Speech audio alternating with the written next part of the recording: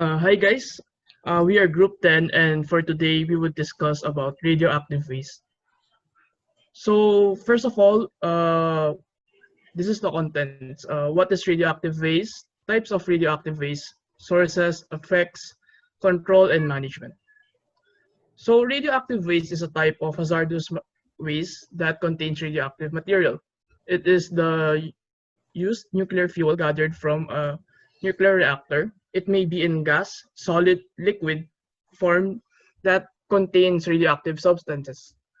It may be sometimes it may sometimes have the same physical appearance compared to nuclear fuel, but it has different compounds. So these are the types of radioactive waste: the high level waste, intermediate level waste, low level waste, mining and milling, and transuranic waste. Next slide, please. So high level waste is spent fuel that is still present within nuclear reactors after it was used. This waste has several years to cool off and is considered very dangerous. Generally, the cooling process of this waste takes place within the deep water pools, which are several hundred feet deep. Next slide, please. And the intermediate level waste. And normally, this kind of waste needs shielding during the handling of interim storage. Usually, this form of waste involves refurbishment waste, ion exchange resins, chemical sludges, and cladding of metal fuel. The waste of the intermediate stage comprises 4% of all radioactivity. This waste, which needs long-term management, is transferred to an approved waste management operator. Next slide, please.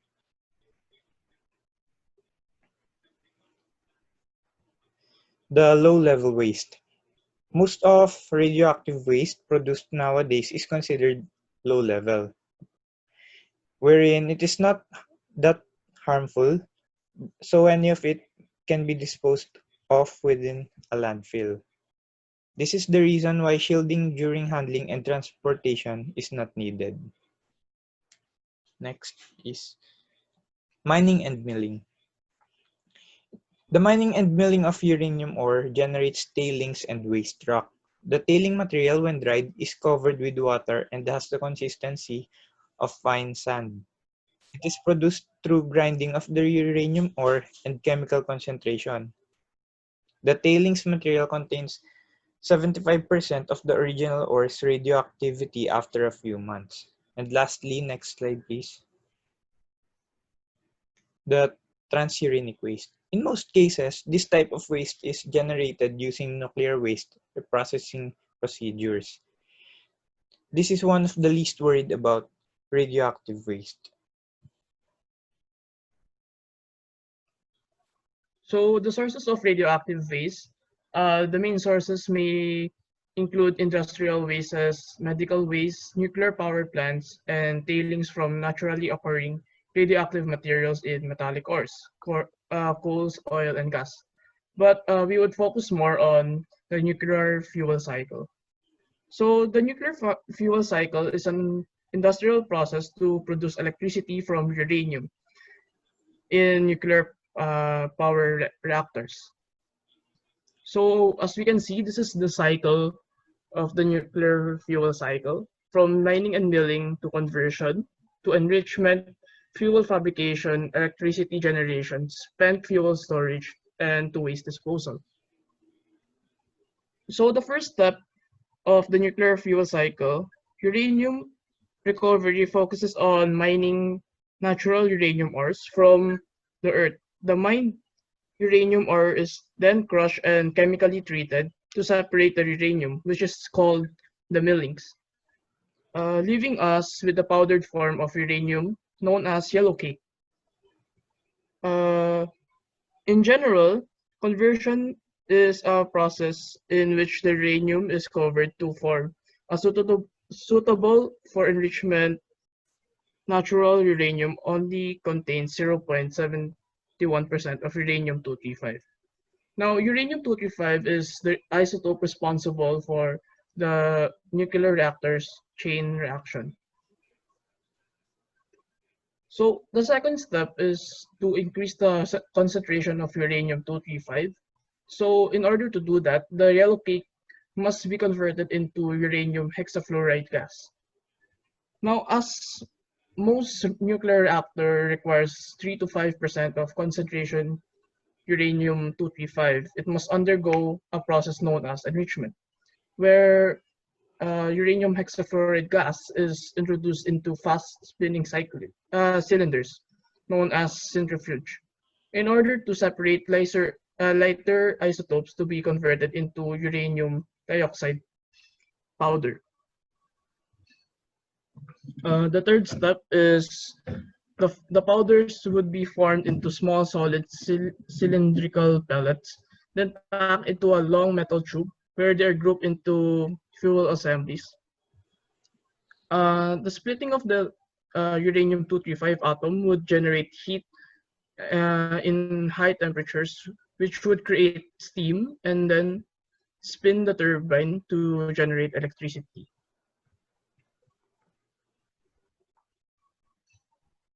So these are the effects of the radioactive waste.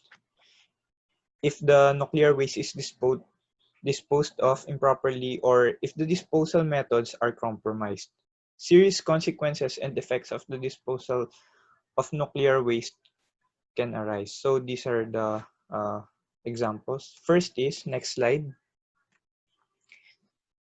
Next slide, please.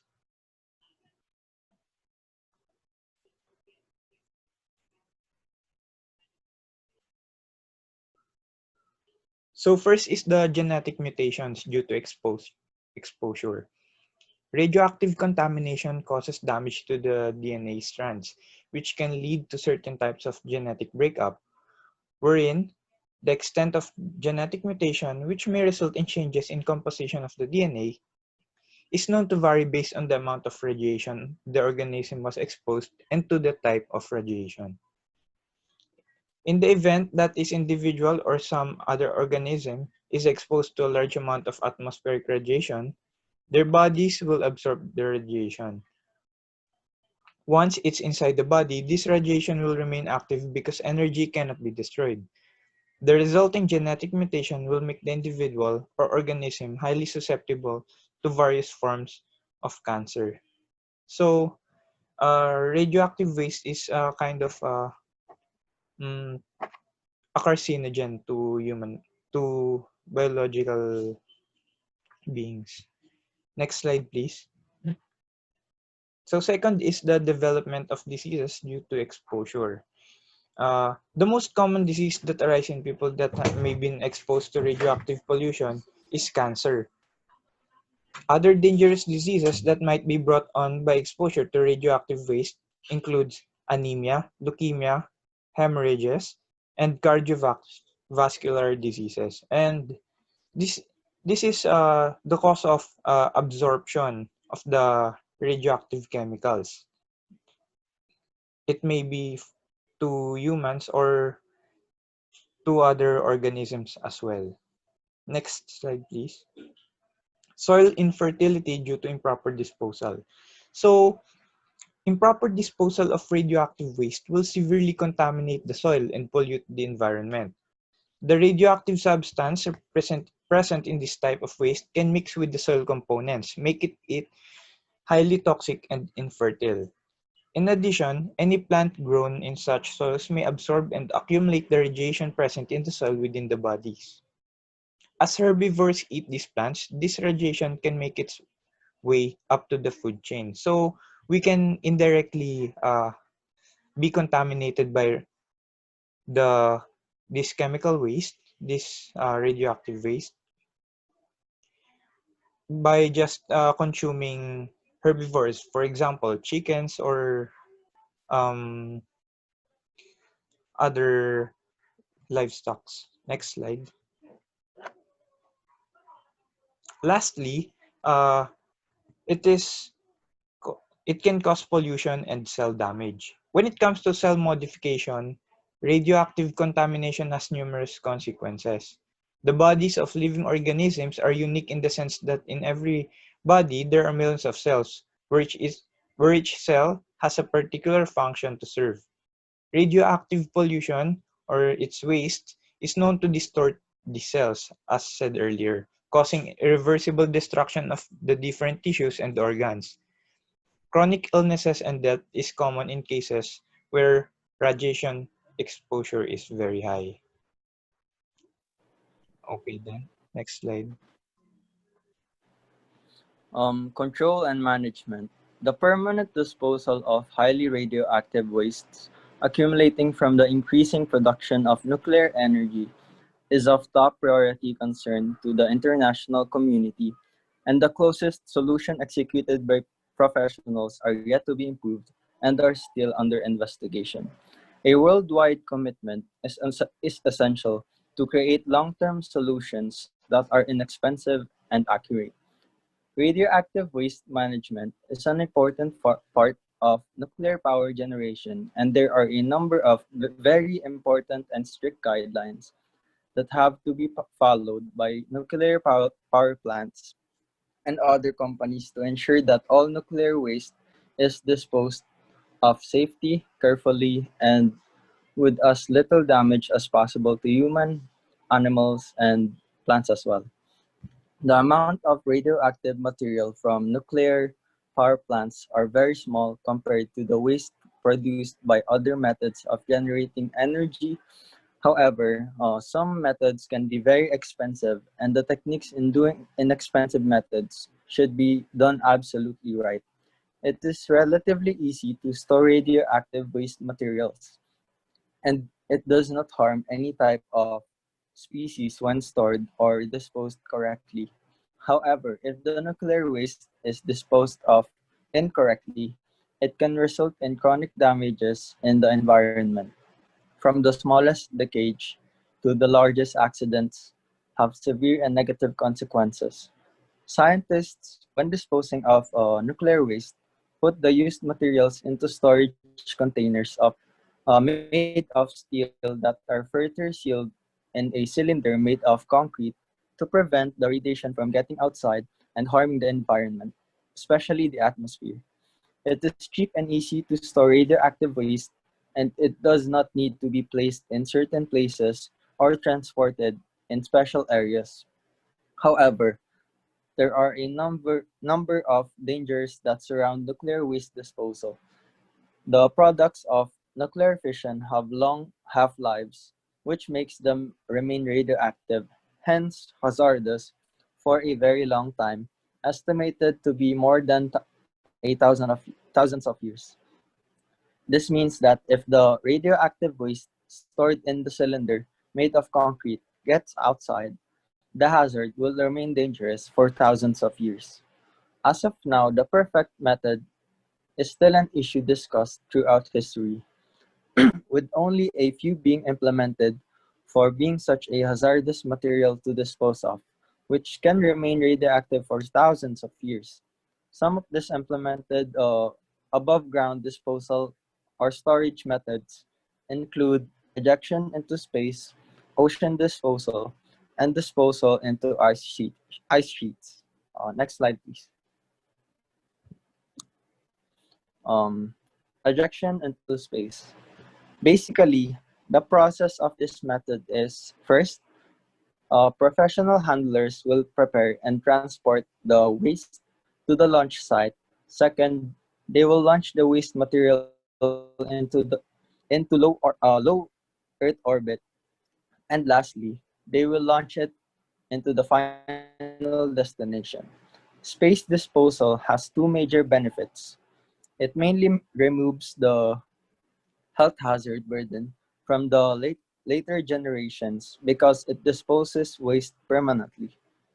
It also eliminates the responsibility of the later era in handling such hazardous materials. This method of disposal, although it is the safest method of disposal, is very costly.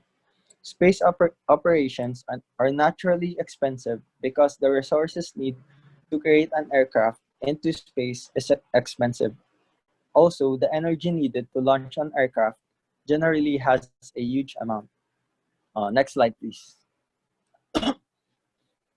Ocean disposal. Before 1993, there were no international law enforcement agencies that prevented the disposal of nuclear wastes into the ocean. The dumping of radioactive waste started in 1946. 13 countries used ocean disposal to dispose of their waste materials, where it took place at a site in the Northeast Pacific Ocean. The process is very simple and is now illegal. Basically, factory workers will do the normal process of storing nuclear waste where they put a steel container, then they coat it with a cylinder made of concrete. After all of this, they will dump it into the Northeast Atlantic Ocean. This method is very destructive to the environment, especially to marine life. It was forbidden since 1993 to avoid worsening the damage it was done in the past. Next slide, please. Disposal into ice sheets. If the depository of this method is properly designed, this chronic disposal method, where waste is put under the Antarctic ice cap, excuse me, would remove wastes from the entire biosphere. Various evidence shows that if the nuclear wastes were fused into a solid glass matrix, they could be safely transported to the interior of the ice cap.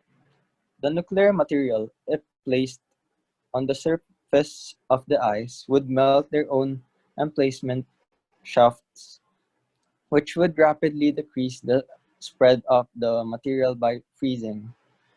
The solid gas matrix would sink to the ice rock interlacement, where it would be isolated for more than 250,000 years from the biosphere. Temperature in Antarctica has remained constant, which is below freezing point, for more than a million years, so the polar ice is expected to provide a good seal for at least a similar period into the future. Uh, yeah, yun lang. My friend says, thank you for listening. Uh, yun lang.